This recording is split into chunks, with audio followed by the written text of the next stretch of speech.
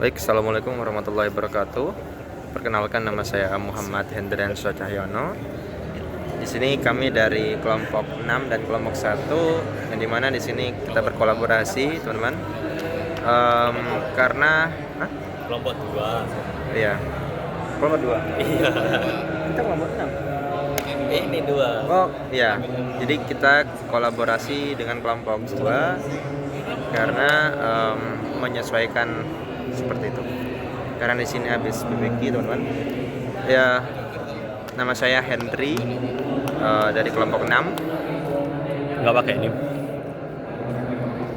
NIM saya 2503116629. Perkenalkan, nama saya Muhammad Iqbal Maulaya dengan NIM 250621620766. Perkenalkan, nama saya Rizaldo Trisandi Utama dengan NIM 250621603239. Perkenalkan, nama saya Ahmad Rafiul Ija Kurniawan dengan NIM 25062163 250721621630. Perkenalkan, nama saya Muhammad Abimanyu Hidayatullah dengan NIM 250 721 60 28 20.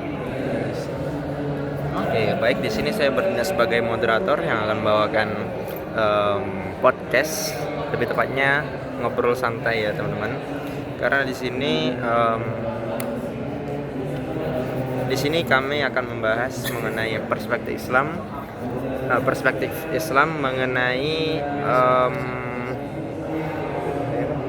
feminisme dan disorientasi seksual.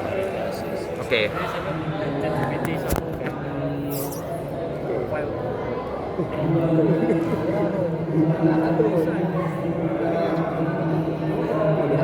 Iya, oke. Saya akan bertanya terlebih dahulu kepada Mas Abi mengenai perspektif Islam, khususnya tentang feminisme.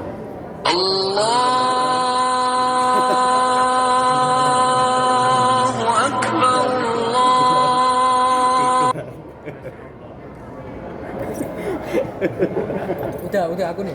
Apa tanggapan saudara mengenai feminisme yang terjadi belakangan ini? Menurut saya, dari hak perempuan dan laki-laki. Oh, yang pertama dulu ya. Arti feminisme itu adalah gerakan yang memperjuangkan kesetaraan hak perempuan dan laki-laki. Terus habis pengertian apa? Ya, tanggapan saudara. Apa itu feminisme menurut Anda? Tanggapan saya, di daerah Malang sendiri feminisme sering terjadi karena ketidaksetaraan. Lanjut. Gini aja gak sih? Menurut saya apa ini? Gini ya, biar cepat ya. Menurut saya feminisme di Kota Malang sendiri tidak cukup merata dikarenakan tingkat pendidikannya yang tidak setara. Karena pada usia 1-4 tahun di Kota Malang sendiri tidak ada yang bersekolah. Bukan tidak ada, tapi jarang bersekolah.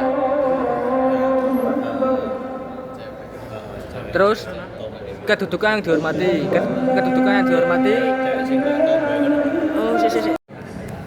Menurut saya feminisme adalah gerakan yang memperjuangkan kesetaraan hak perempuan dan laki-laki. Terus problematikanya adalah jadi perempuan sama laki-laki itu harus setara, jadi tidak bisa dibedakan. Itu yang problemnya. Terus solusinya harus diberikan edukasi konsep mengenai kesetaraan dalam Islam secara utuh, bukan setengah-setengah. Jadi harus menjaga keseimbangan antara karir dan keluarga, kayak gitu. Terus menurut selanjutnya, ayo Oke, baik. Terima kasih atas tanggapannya. Sebenarnya problematika itu banyak ya mengenai feminisme, dan barangkali belakangan ini sering terjadi pelanggaran yang mana menindas kaum wanita. Oke, sekarang saya ingin tahu pendapat dari Rafiul mengenai feminisme.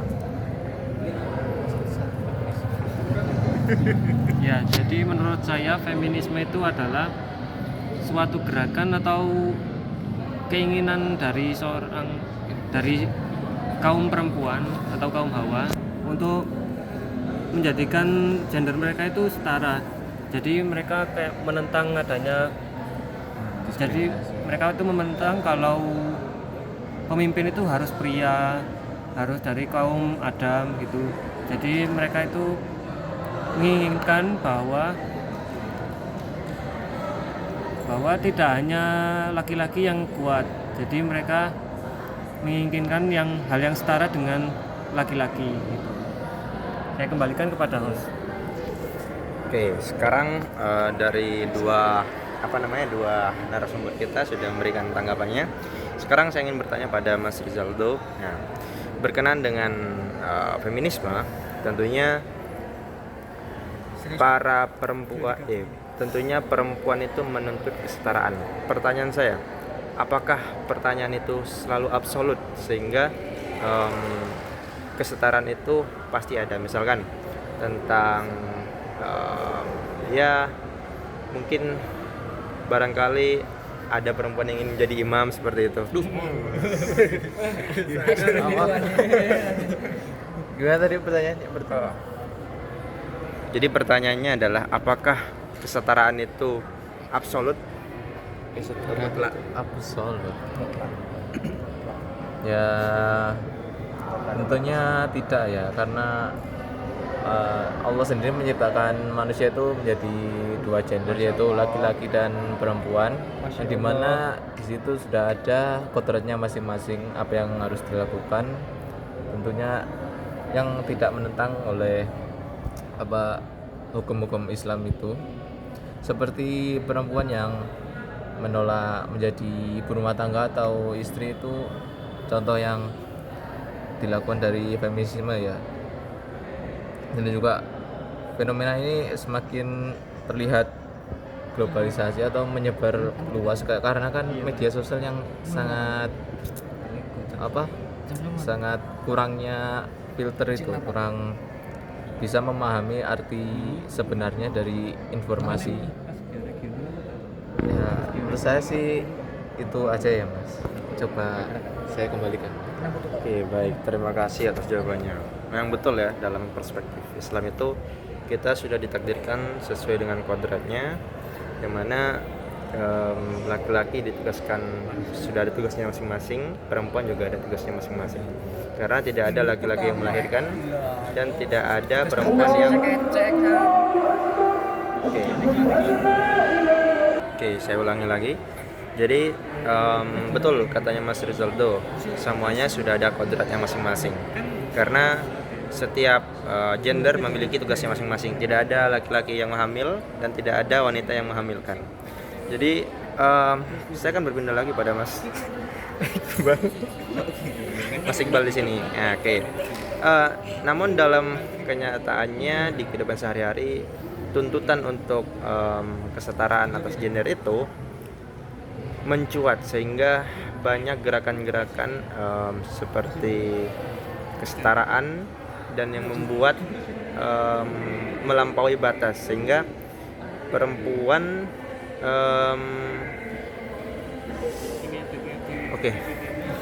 Oke, baik, sudah lewat. Oke, dari semua tanggapan memang betul feminisme itu perlu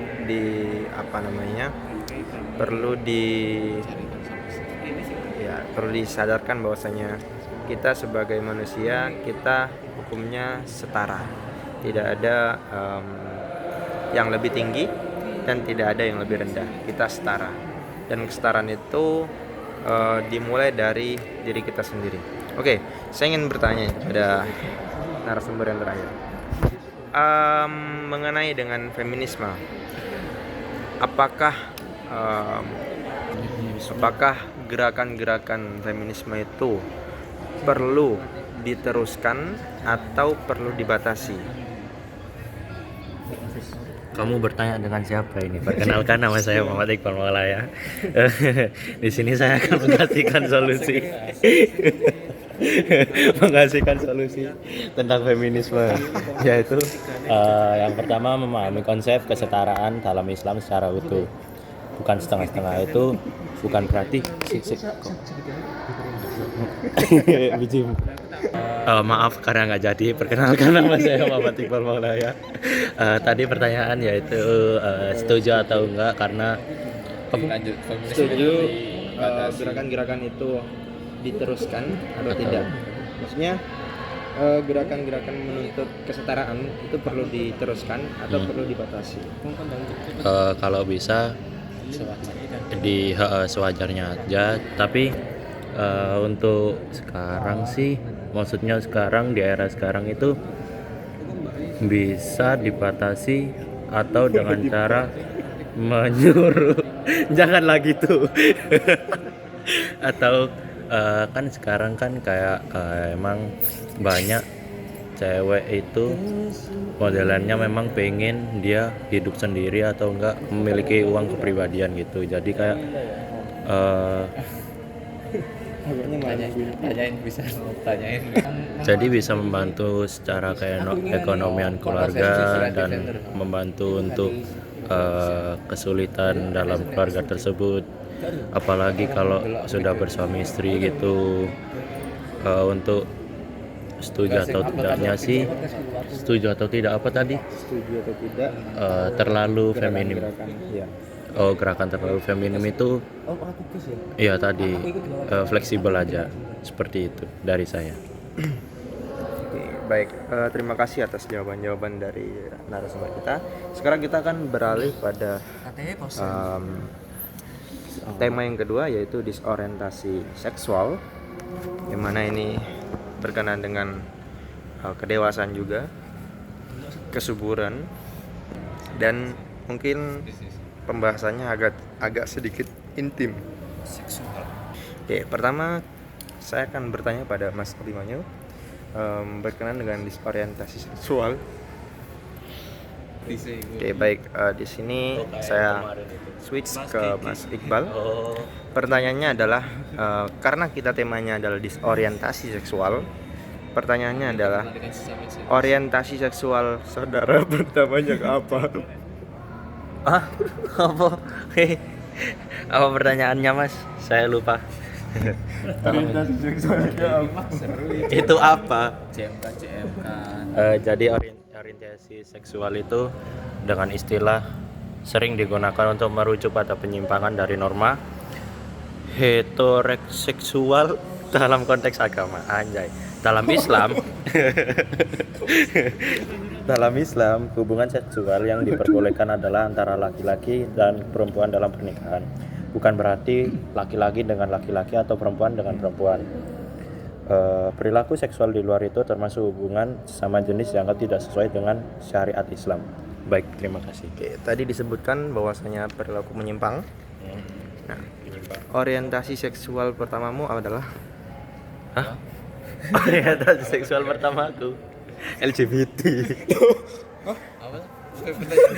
Apa ini pertanyaan ini? orientasi seksualmu apa pertama? Orientasi maksudnya Maksudnya gimana ya? Pas lu. Apa? Tadi pertanyaannya orientasi seksual pertama saya yaitu cewek. Karena saya suka cewek, saya masih normal. Untuk Mas Rizaldo sepertinya sama. Sama. Ini juga sama. Oke, terima kasih Mas Iqbal. Iya. Baik, kita akan berlanjut pada narasumber yang kedua, yaitu Mas Rizaldo. Apa tanggapan Mas Rizaldo atas jawaban dari Mas Iqbal tadi?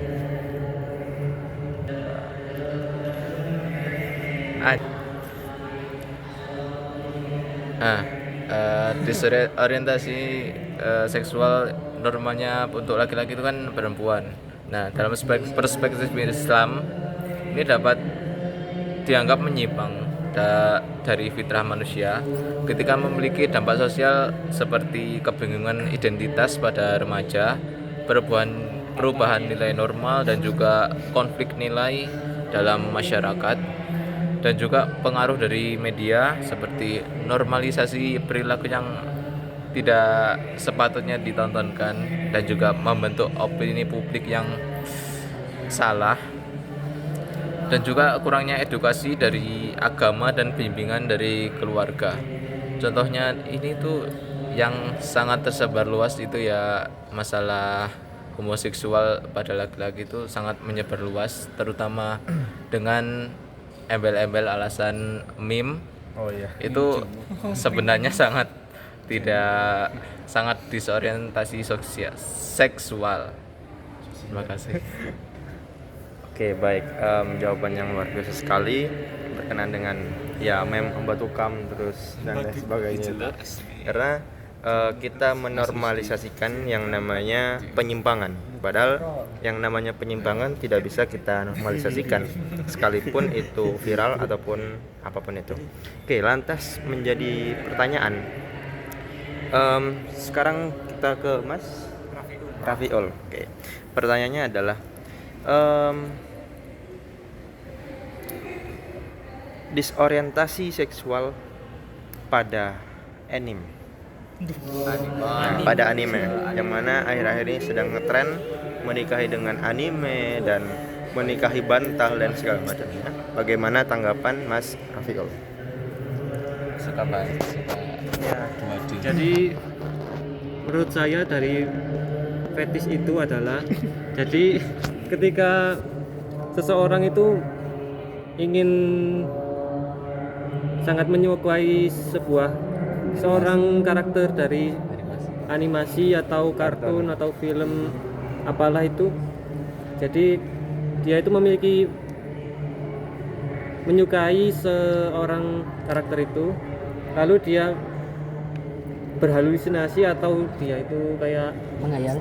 ya berhayal kalau dia ingin menikahi dari karakter itu, sedangkan karakter itu bahkan nggak ada yang nyata ya. Cuma 2 dimensi, jadi logikanya itu udah geser itu.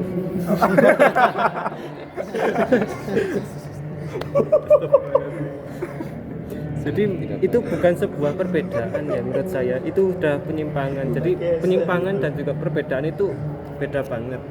Kalau perbedaan itu kan masih bisa ditoleransi lah, masih dalam hal yang wajar, masih bisa dicerna akal sehat.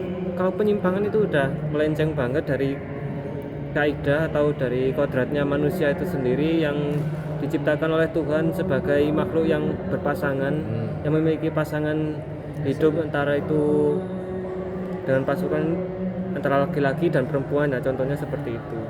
Saya kembalikan lagi kepada host. Kan itu kan ada contohnya kan yang feminisme apa yang diorientasi seksual itu kan yang udah nikah nih tapi baru tahu gendernya kalau dia itu yang di Malang yang kemarin baru viral itu kan. Itu Jadi karena itu nikah siri ya. Sama penepol itu siapa namanya? Mangan siapa? Nikah siri tapi kan gua. Iya, Nikah siri. Ya itu salah Yang satu. repol itu loh, alias. Terus jadi tentara.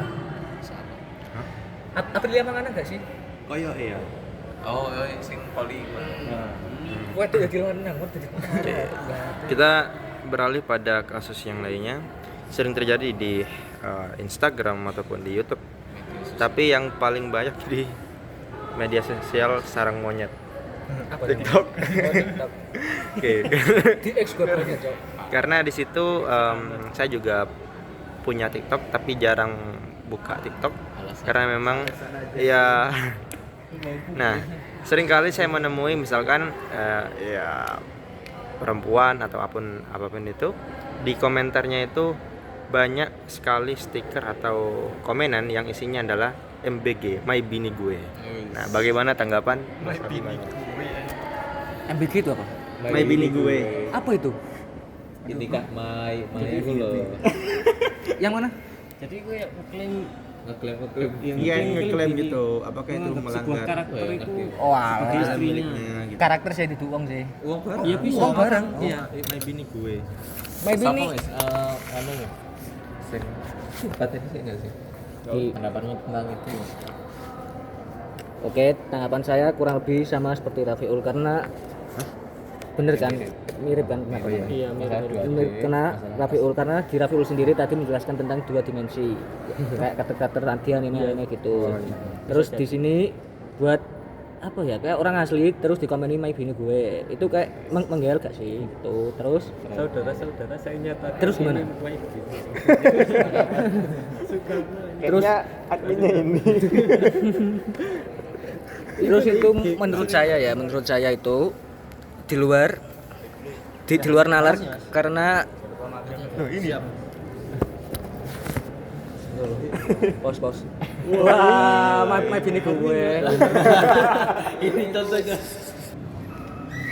Menurut saya dari orang-orang seperti itu sama kayak ini sebelah saya Rafiul. Ya, baik. Sadar posisi. Iya nggak sih, harus sadar posisi dan dikurangi juga kemenan kayak gitu karena menurut saya dilihat orang Dapat mengganggu. ya karena dapat mengganggu sama jejak digital itu tidak bisa dihapus. Nanti kalau sudah sadar akan tahu sendiri. Oke. Sekian dari kelompok 6 dan 2. Moderatornya saya ya. Ya kan Oke. mau sendiri Dari banyaknya kasus dan kita pakai kasus yang terbaru yaitu FH UI yang dimana 16 mahasiswanya itu melakukan KS atau kekerasan seksual. Dimulai dari chattingan yang sangat flirty ataupun sangat mesum sekali karena ya berlebihan, dan ironisnya lagi, plot twistnya lagi, mereka dari ke-16an itu ada yang sebagai pejabat di kampus atau di fakultasnya masing-masing. Lalu yang menjadi pertanyaan, apakah tindakan tersebut pantas dilakukan? Pasti tidak, karena itu sudah merupakan bentuk dari penyimpangan yang mana yang dilakukan oleh mahasiswa Universitas Indonesia di Fakultas Hukum. Oke, baik.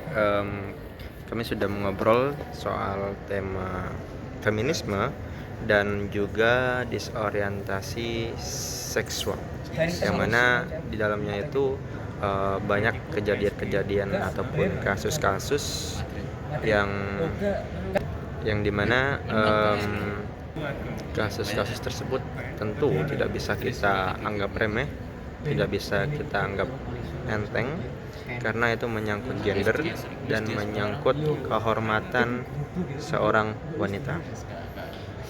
Dan beberapa kasus-kasus lainnya yang marak terjadi mungkin juga akibat dari bebasnya media sosial untuk memberikan informasi yang dimana tidak ada filter atau tidak ada batasan, sehingga membuat orang-orang di dunia maya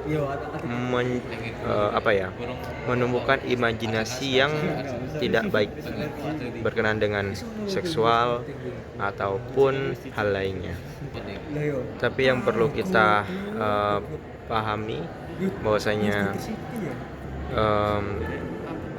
tentu tidak ada manusia yang sempurna, tapi yang ada adalah manusia yang selalu berusaha menjadi sempurna, meskipun dalam kehidupannya banyak sekali berbuat salah.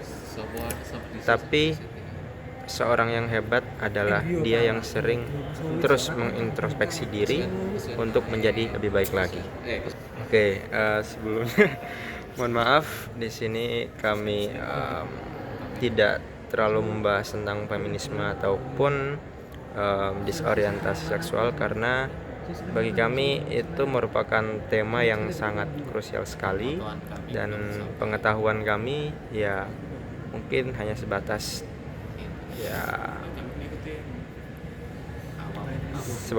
awam saja. Tapi kami akan berkomitmen untuk tidak melakukan penyimpangan dan tentunya berada di jalan yang benar.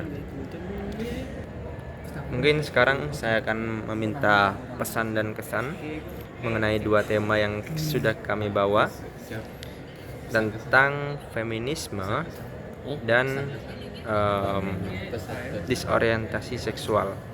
Apa pesan yang bisa disampaikan ataupun kesimpulan ataupun harapan ataupun lain sebagainya dari teman-teman yang kita wawancarai? Mungkin dari Mas Abimanyu dulu, apa kesimpulan? Oh ya, Mas Iqbal dulu ya. Ya, pesan dan kesan ya mengenai pembahasan kita tadi berkenaan dengan feminisme dan disorientasi seksual. Boleh dari pengalaman pribadi ataupun ya dari kasus-kasus ini. Mungkin pesan dan kesannya seperti apa?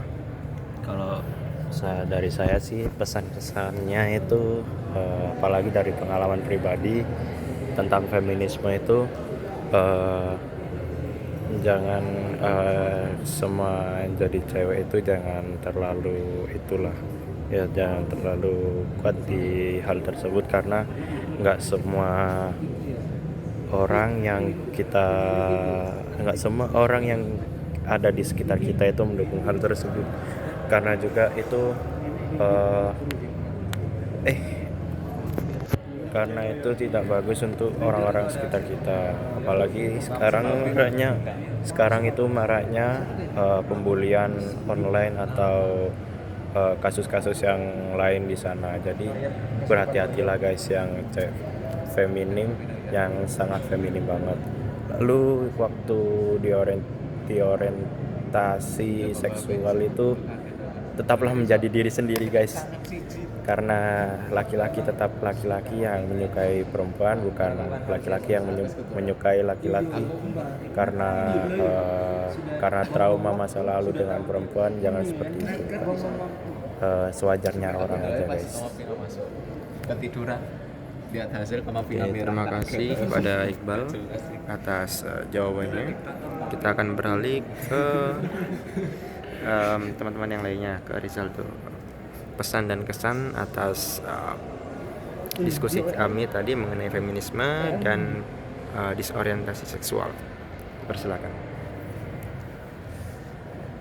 Baik, untuk saya sendiri tentunya tidak jauh dari Mas Iqbal, karena feminisme dan disorientasi seksual ini adalah isu yang nyata dan berkembang di masyarakat modern itu sangat pesat ya. Keduanya itu perlu dipahami dengan ilmu, bukan sekedar opini atau tren yang terjadi. Karena itu Islam memberikan pedoman keseimbangan, bukan ekstrim ya, kita harus seimbang. Dan harapannya untuk kedepannya itu lebih banyak memberikan pendidikan agama sejak dini, dan juga pendekatan dari orang tua tuh yang bijak dan tidak menghakimi, dan juga dapat meningkatkan literasi di dalam media sosial seperti itu. Dan juga lingkungan itu tentunya sangat berpengaruh. Kalau kita punya lingkungan yang positif, tentu saja kita akan menjadi orang yang positif. Terima kasih dari saya. Oke, terima kasih. Berarti jadi unsur dari lingkungan, keluarga itu sangat berperan penting pada pertumbuhan kita ke depannya dan perkembangan kita untuk menjadi orang yang lebih baik lagi. Sekarang kita beralih pada Mas Rafiul. Apa pesan dan kesannya atas diskusi kita tadi? Ya.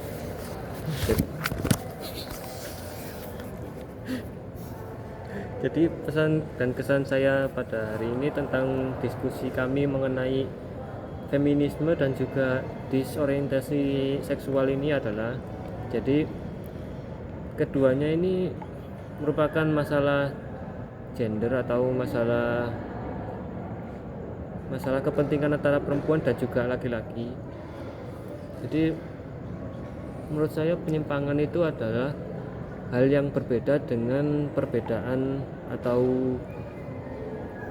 ya, penyimpangan itu kayak gimana ya, jadi melawan kodratnya manusia sendiri.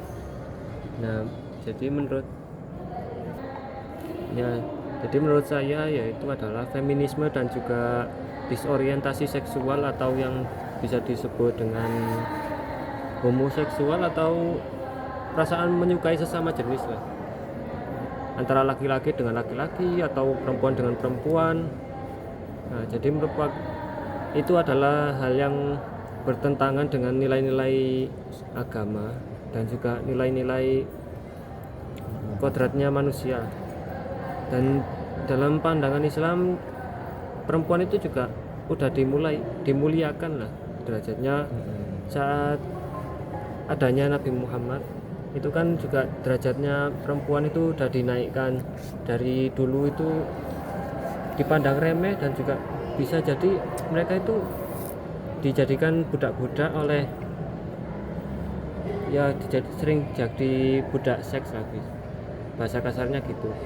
Jadi sekarang itu kayak mengalami pengunduran atau gimana, kemunduran lah, zaman kemunduran. Jadi mereka itu kayak menurunkan derajatnya mereka lagi, sehingga mereka itu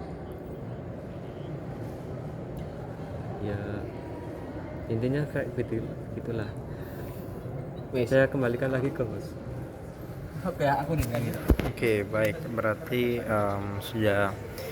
kita sudah diingatkan oleh Nabi kita Rasulullah Shallallahu Alaihi Wasallam beribu-ribu tahun yang lalu. Rasulullah pernah menyampaikan bahwasanya Rasulullah pernah memperjuangkan hakikat dan martabat perempuan.